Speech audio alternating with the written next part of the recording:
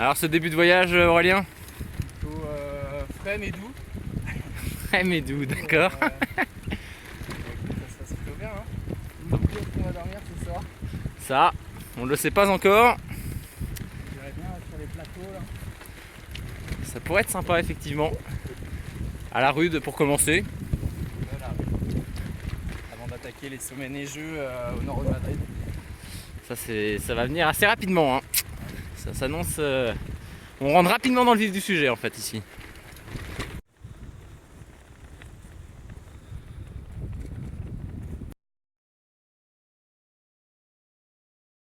Pas une seule portion goudronnée et la sortie de Valladolid.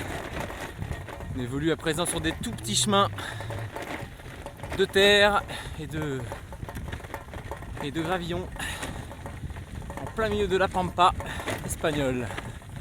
Et il va falloir se mettre à la recherche d'un lieu pour planter la tente. Il est 17h45 et il commence à faire un peu plus sombre. Et on se dirige avec le soleil depuis tout à l'heure. On n'a pas trop pu utiliser la carte.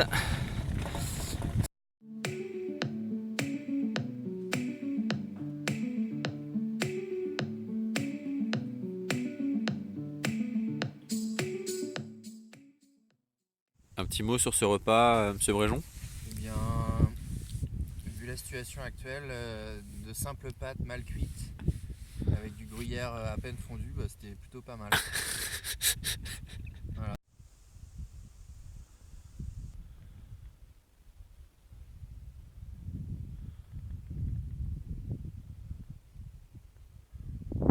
Jour 2 de l'aventure, après un départ matinal dans le froid, obligé de marcher sur une piste Complètement à l'arrêt. ouais, une piste argileuse où on est en train de labourer le terrain. Ah, putain. Voilà. Allez, une belle journée qui s'annonce. Ça s'annonce pas mal. Hein. On laboure un peu le terrain, on veut pas pédaler. Allez Valentin! Voilà, d'autant plus qu'il fait bien froid. Bon, on verra, on n'est pas arrivé à Madrid. Hein.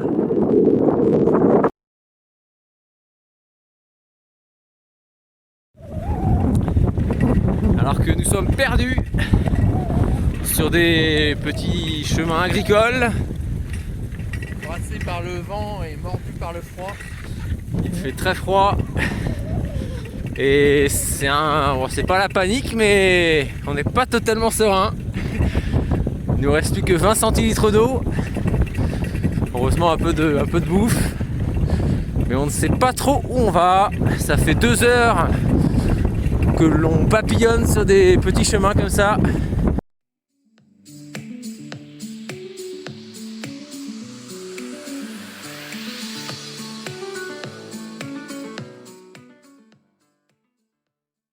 Alors que nous quittons Villabáñez sous une pluie dans le froid, le périple prend une autre tournure puisque allez, petite pousse, puisque j'ai cassé mon dérailleur. J'ai cassé mon dérailleur à cause d'une portion trop boueuse. Là on était dans une petite gargote. Et le tenancier de celle-ci nous a recommandé un magasin de vélo situé à 7 km. Donc là on pousse les vélos et en direction de Toledo de Duolo pour réparer le vélo. Le périple commence très fort. Très fort. La pluie redouble d'intensité en direction de Toledo.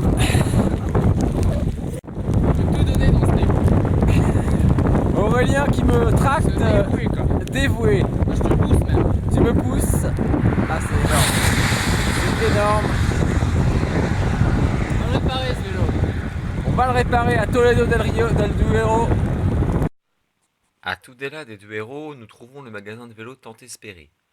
À notre arrivée, le sympathique Jesus prend en charge mon vélo. Malgré la barrière de la langue, il comprend ce qui coince et change la pièce endommagée. Nous le remercions chaleureusement.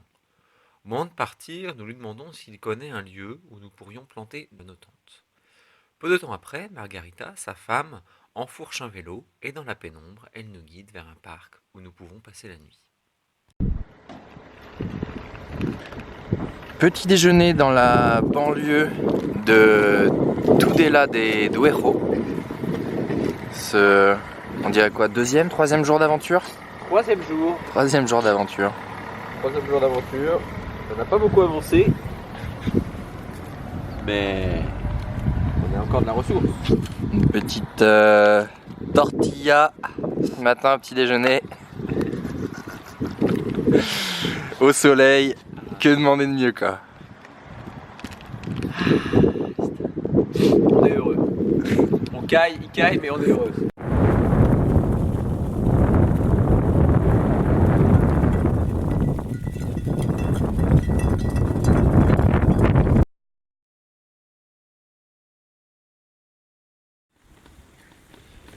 Dans les petites ruelles de Cuéllar. Malgré le froid mordant et le fort vent de côté, nous parcourons une 60aine de kilomètres ce jour. En fin de journée, Aurélien a crevé de la roue arrière. Encore un pépin mécanique.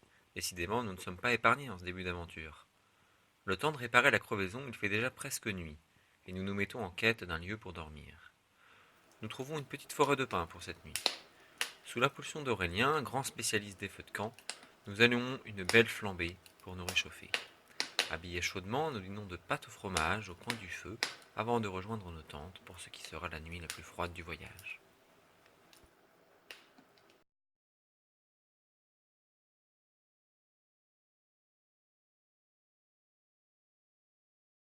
Allez, allez. 4e jour de l'aventure. On est à 40 km à peu près au nord de Segovia. Et après une nuit de grand froid, -2, -3 degrés, on démarre durement cette matinée par des côtes à 8 ou 9%. L'Espagne à vélo en hiver, c'est dur. Putain. Faut être courageux. Hein. Valientes. Valientes. Valientes comme on dit ici. Arrivé sur Bernardos, petit village situé à 35 km au nord de Segovia. À l'entrée du village de Bernardos, nous sommes interpellés par un homme qui nous crie « Café caliente !» Surpris, je me retourne vers Aurélien et d'un commun accord, nous sautons vers cette généreuse personne à la proposition plus qu'alléchante. Quelques instants plus tard, nous retrouvons Emiliano sur la place du village. Ensemble, nous pénétrons dans un café animé en ce samedi matin. Accoudés au bar, nous savourons le tant attendu café caliente, accompagné de quelques tapas qu'Emiliano tient aussi à nous offrir. Un moment plaisant par cette matinée glaciale.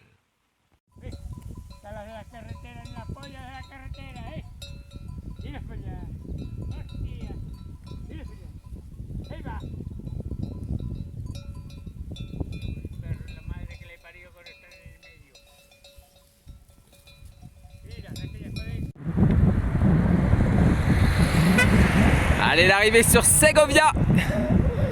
D'ici 7 km. Segovia, cerné de montagnes enneigées. Finalement, c'est à Ségovie que nous donnons nos derniers coups de pédale en Castille et Léon. Étant donné les rudes conditions météorologiques de ce mois de novembre, rallier Madrid en passant par les cols de la Sierra de Guadarrama serait un peu inconscient, surtout compte tenu de notre équipement. Nous suivons donc les sages conseils distillés par Emiliano. Dès lors, c'est en train que nous rejoignons Madrid, où habite le frère d'Aurélien, avec sa compagne et son fils. Un peu de repos et de chaleur nous feront le plus grand bien, avant de reprendre notre itinérance cyclonomade au sud de Madrid, dans la région de l'Estrémadour, puis au Portugal.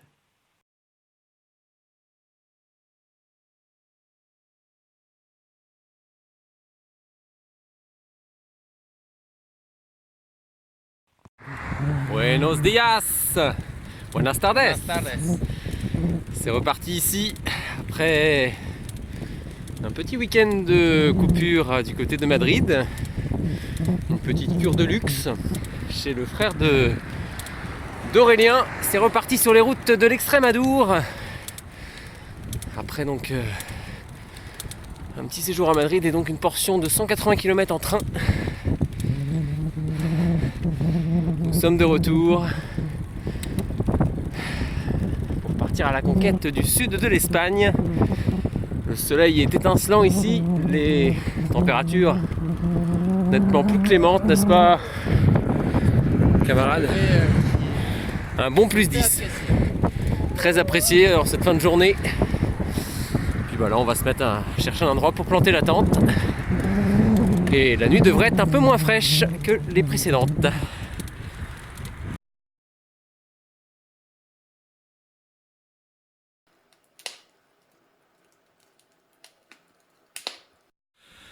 Arrivé à Valdecañas de Tajo, après une très exigeante montée au milieu de ces décors, de ces paysages très arides, de collines odorantes. Allez, la montée se termine, ça va faire du bien. À quelques dizaines de kilomètres de Trujillo, on est toujours un peu dans les hauteurs. Et là, on a une belle petite descente en lacet qui nous force un petit peu à réviser les freins.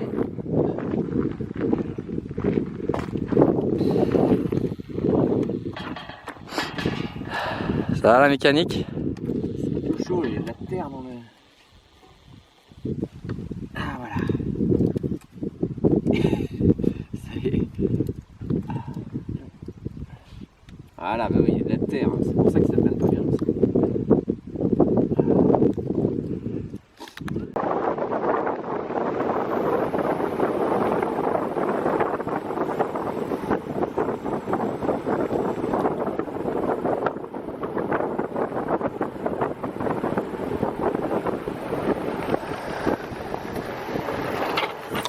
Oh putain!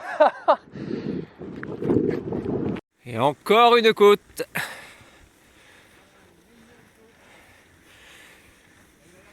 Il va y en avoir d'autres effectivement. Ce sont des montagnes russes ici.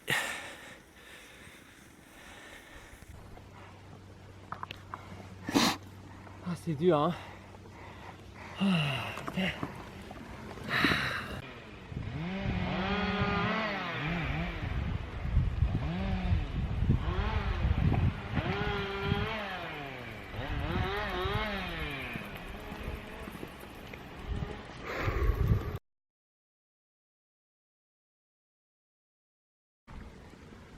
Yes! Si, si, si! Signore, signore.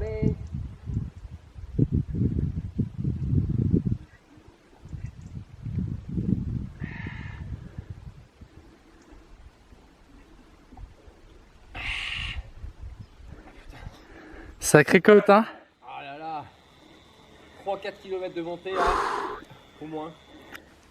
Et depuis le départ, bien plus. Putain, quelle étape! Quelle étape!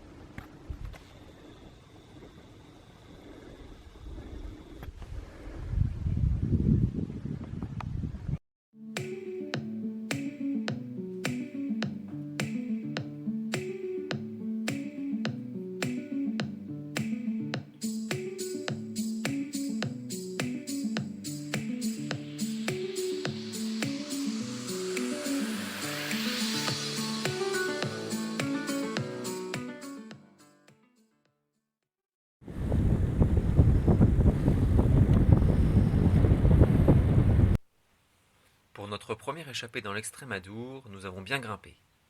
Que de côtes à gravir aujourd'hui. C'est de loin l'étape la plus sportive depuis le début du voyage. Mais malgré la difficulté de l'étape, nous nous sommes régalés. des sauvages paysages de l'Estrémadour parés de chênes-lièges. Ce soir, nous avons posé la tente dans un fond de vallée où coule une rivière. Autour d'un nouveau feu de camp, et avec un bon cassoulet espagnol, la soirée s'annonce reconstituante. Alors, oh, ah ouais, il y a plein de logos en fait.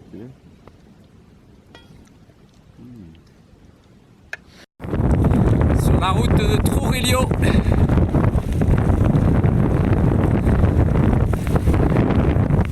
Le vent de l'intensité.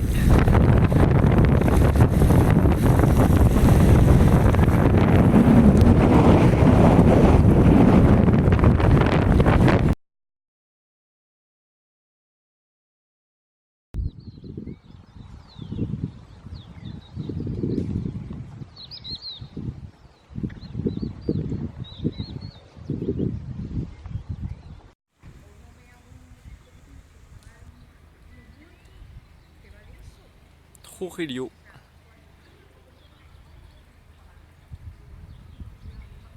Et ici Pizarro, qui avait conquéri le Pérou en Amérique du Sud, originaire de cette ville, Trujillo. Aujourd'hui, la pluie est tombée avec vigueur sur l'Estrémadour. Fouettés par le vent et trempés par les averses, nous avons bien morflé. Les prévisions météorologiques étant désastreuses pour la soirée et la nuit, nous avons réservé un logement dans la petite localité de Torres de Santa Maria pour faire sécher nos affaires humides et passer la nuit au sec. La soirée au chaud est appréciable. Après une bonne douche, nous faisons sécher nos affaires. Du coup, notre chambre est un véritable capharnaüm. Avec de la lecture et quelques fous rires, nous prolongeons la soirée au coin de la cheminée de notre pied-à-terre.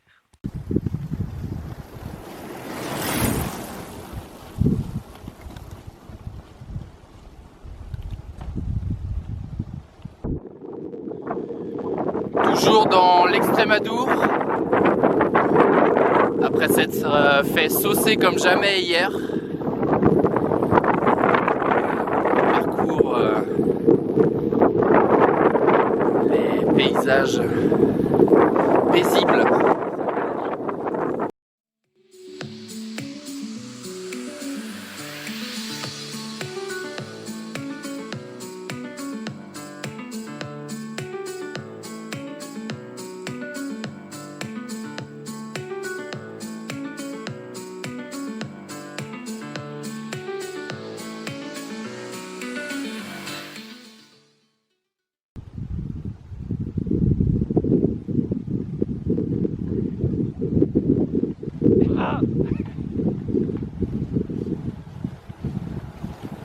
Got it! Vainqueur au sprint, mais à la traîne dans la côte. Un peu fatigué? Un peu. Ça monte, les pourcentages sont un peu trop élevés.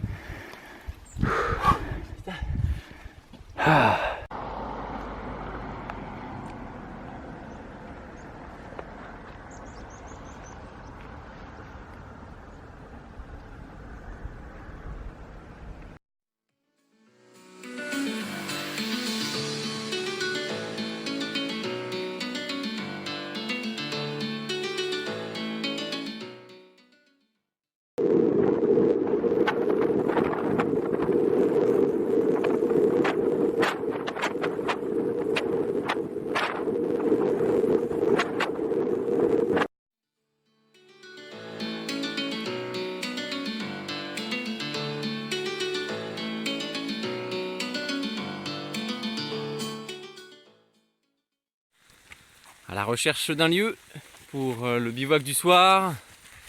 Après avoir essuyé un refus de Félicia. Félicia. Ou un refus. Disons que oui, elle nous a conseillé différents endroits, mais pas chez elle. En revanche, elle a clairement déclaré sa flamme à Aurélien. Hein. Ouais. N'est-ce pas? La petite señorita qui m'attend. C'est quoi le nom du village déjà? Ah, j'ai oublié. Roca de la Sierra. Voilà. Roca de la Sierra. Donc à la recherche d'un lieu, on a demandé également à un berger. Bon, il nous proposait une petite parcelle de jardin, mais près d'une route et c'était pas terrible. Donc on a continué un peu notre chemin. Et là, on vient de trouver un petit chemin justement à travers travers les champs de chêne-liège et comment on peut appeler ça, de la garrigue. Et je pense qu'on va planter la tente dans le secteur. Hasta luego! Comme annoncé par la météo, ce vendredi 22 novembre est très pluvieux. Au réveil, la pluie tombe fort sur nos toiles de tente. De l'eau s'est même infiltrée à l'intérieur de l'habitacle. Nous décidons de laisser nos tentes ici et d'aller nous réchauffer au café-restaurant El Poligono, situé à moins de 2 km de là. Nous y passons la plus grande partie de la journée. Au milieu de l'après-midi, le soleil perd sans fin. Nous retournons au campement où rien n'a bougé. Cependant, l'heure étant avancée, nous décidons de rester là pour ce soir et de faire sécher au mieux nos affaires humides.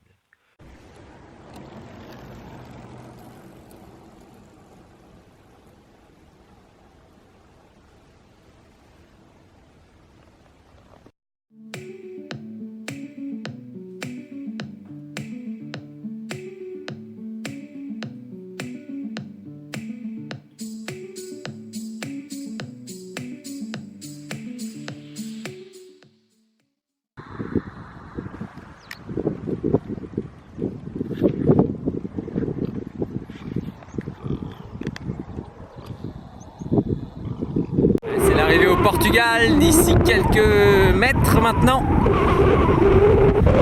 On y arrive. Le Portugal, deuxième pays de ce séjour. Voyage en péninsule ibérique. Depuis quelques kilomètres, nous roulons au Portugal. Avec la traversée du village d'Esperanza, puis de Aranches, nous sommes déjà dans l'ambiance. Avant de monter le bivouac, nous nous baladons dans cette petite localité, aux maisons toutes blanches. Benvenuto.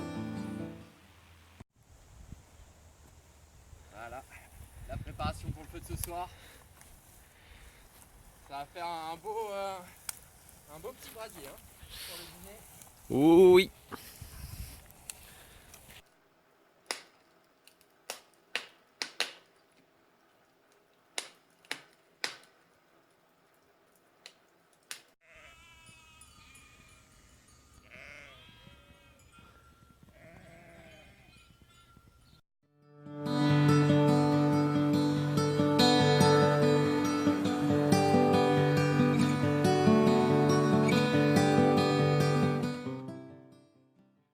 Petite scène de vie dans un café portugais.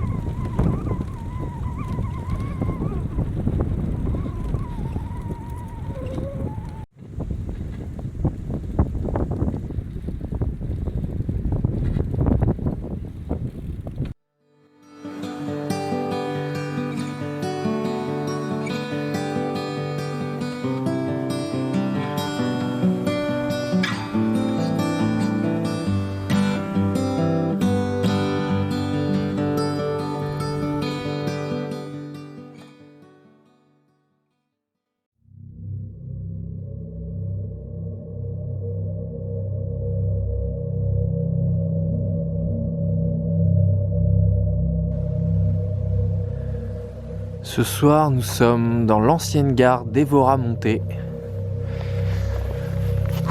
où nous allons passer la nuit. Le grand luxe. Le grand luxe. Un peu austère. Un peu austère quand même. Hein. Voilà le spot qu'on a fraîchement balayé. Le duvet et les matelas sont en place. Petite visite des lieux. On sent la nuit confort, quoi. Hôtel 4 étoiles.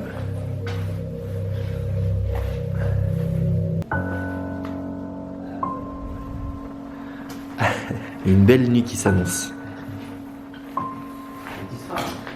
Ah oui, un petit Scrabble. Un bon dîner, des lentilles chaudes s'il nous reste assez de gaz, sinon elles seront tièdes.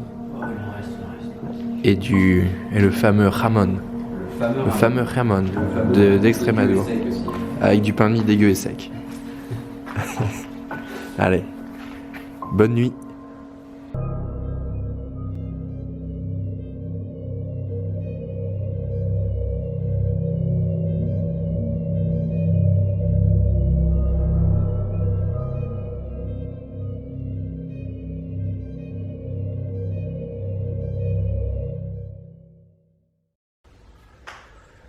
Bon matin. Bon dia. Bon dia. Belle nuit passée ici dans la gare d'Everamonte. Ah putain. Il a bien trempé. Les fuites d'eau sont nombreuses. Le sol est trempé. C'est trempé. Ça va, on s'est fait à peu près épargner. Oui, une nuit plutôt correcte au final. Le cadre Idyllique. idyllique, propice à la récupération. On va attaquer le petit-déj et une nouvelle journée. Direction d'Evora, puis du sud du Portugal.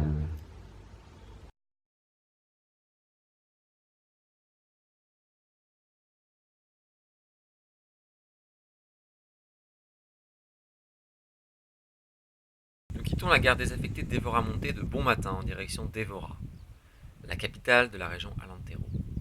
Nous couvrons les 30 km qui nous en séparent à vive allure. Conquis par le charme de cette ville classée au patrimoine mondial de l'UNESCO, nous nous accordons la journée pour la visiter. Puis, pour mieux en profiter, nous réservons une chambre dans une auberge jeunesse. En cours de journée, nous déambulons dans ces petites ruelles pavées, toutes plus mignonnes les unes que les autres, et nous nous régalons de pastel de nata, ces petits flancs portugais, exquis.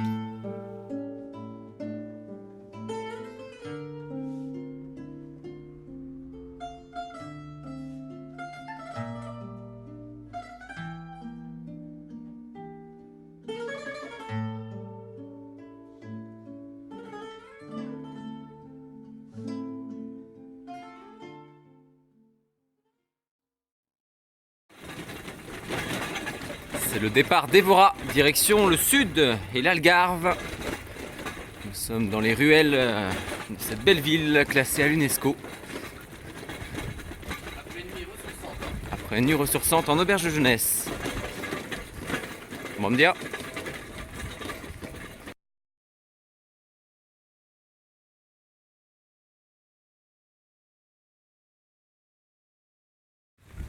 Nous sommes à Ferrara do Alentejo.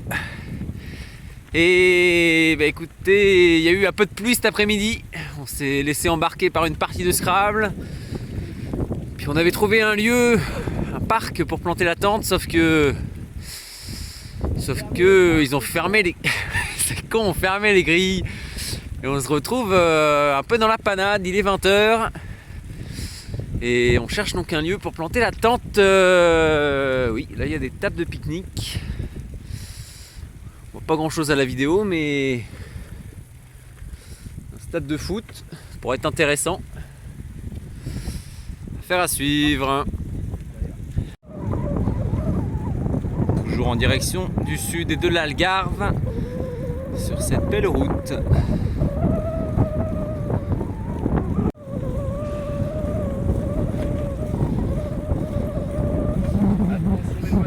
Ça sent le fromage de chèvre.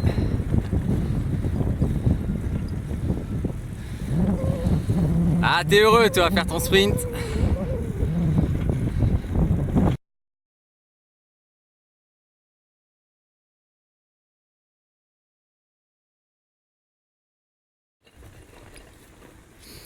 Toujours sur la route de l'Alentejo, en direction de l'Algarve. J'en peux plus. Moment un peu difficile pour Aurélien. Il n'y a pas que pour moi. Hein. C'est vrai que là on accuse un peu le coup après 2-3 journées assez sportives. Les jambes se font lourdes. D'autant plus que les côtes se multiplient, se succèdent. Donc, quel- allez, ça va aller. En tout cas, direction l'Algarve qu'on devrait atteindre demain. Comme la veille, nous roulons plein sud, en direction de l'Algarve. Le parcours est agréable et nous traversons quelques typiques villages portugais. À 13h, après 50 km parcourus, nous savourons notre pause déjeuner à Panoias, où l'ambiance est joviale. Nous échangeons avec Joseph, un sympathique habitant qui a travaillé en France par le passé. Malheureusement, son français est presque aussi peu performant que notre portugais. En fin de journée, avec 70 km au compteur, nous atteignons São Martinho, un petit village avec lequel nous accrochons bien. Nous plantons le bivouac dans un petit champ au milieu des citronniers. En soirée, nous sortons dans l'un des bars du village pour y jouer une partie de Scrabble parmi les locaux.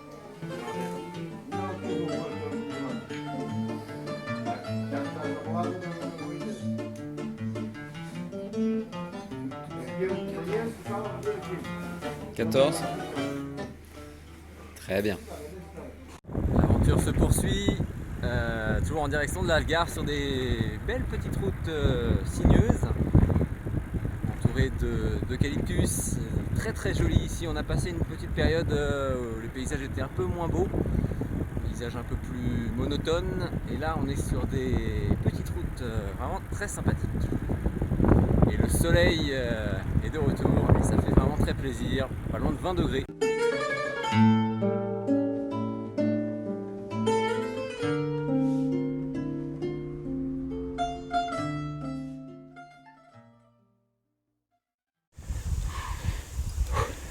Quel beau séjour.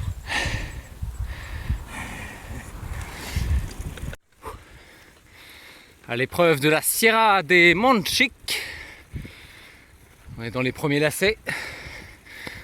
Je fais environ 2 km et ça grimpe bien. Pourcentage assez régulier. Et encore 18 km pour atteindre Monchique.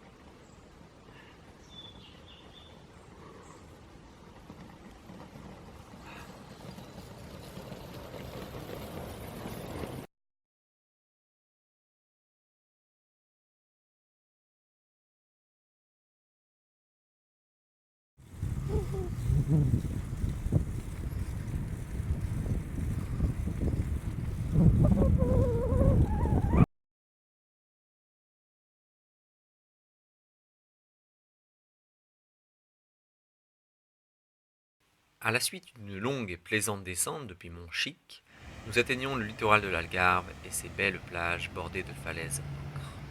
Sous un doux soleil, la fin de journée à Portimao est paisible.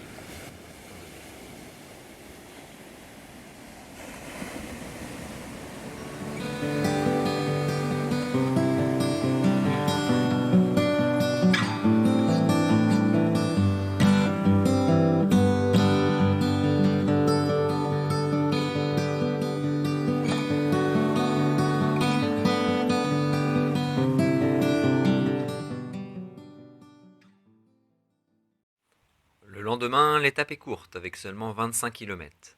Nous nous rendons à Lagoa pour contempler la majestueuse Praia da Marinha, régulièrement classée dans le top 100 des plus belles plages au monde. Nous y passons une bonne partie de l'après-midi et nous bivouaquons sur place. Malgré la saison et la fraîcheur de l'océan, nous nous baignons dans ce cadre enchanteur. Une baignade vivifiante.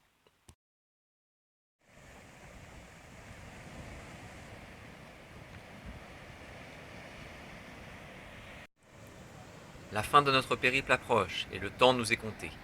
De fait, nous sommes obligés de mettre un coup d'accélérateur pour pouvoir profiter de Séville avant notre retour en France.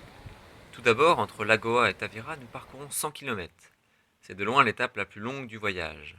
En revanche, pas la plus agréable, tant la zone est urbanisée et bétonnée, à l'image de la station balnéaire de Albufeira. En fin d'étape, les traversées des villes de Faro, de Olao et de Tavira sont plus plaisantes. Le lendemain, nous enchaînons avec une étape très sportive de 82 km pour rallier Huelva, en Andalousie. À Villarreal de San Antonio, nous enjambons le fleuve Guadalena en bateau. Ce dernier sert de frontière naturelle entre le Portugal et l'Espagne. À la descente du bateau, nous sommes donc de nouveau en Espagne. Dans l'après-midi, nous parcourons 60 km en 2h30 en mode contre-la-montre pour être dans les temps afin d'avoir notre train pour Séville. Nous arrivons avec quelques minutes d'avance en gare d'Huelva. C'est un ouf de soulagement. Quelle étape!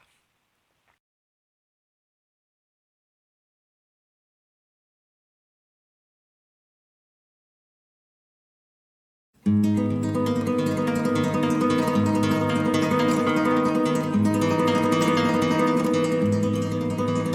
terminons notre voyage à vélo par la découverte de l'éblouissante Séville. Nous nous régalons de la capitale andalouse qui conclut de belle manière notre aventure cyclonomade en Espagne et au Portugal.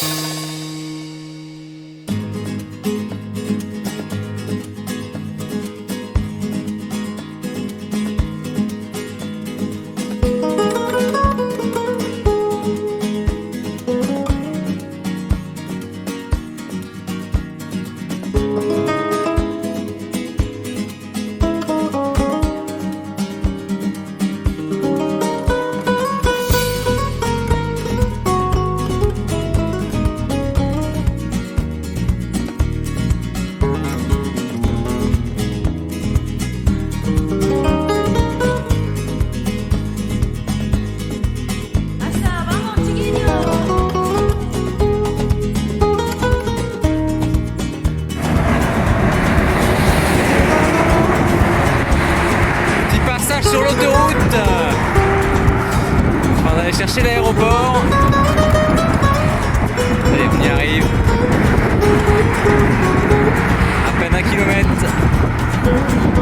sur cette autoroute en direction de Cordoba.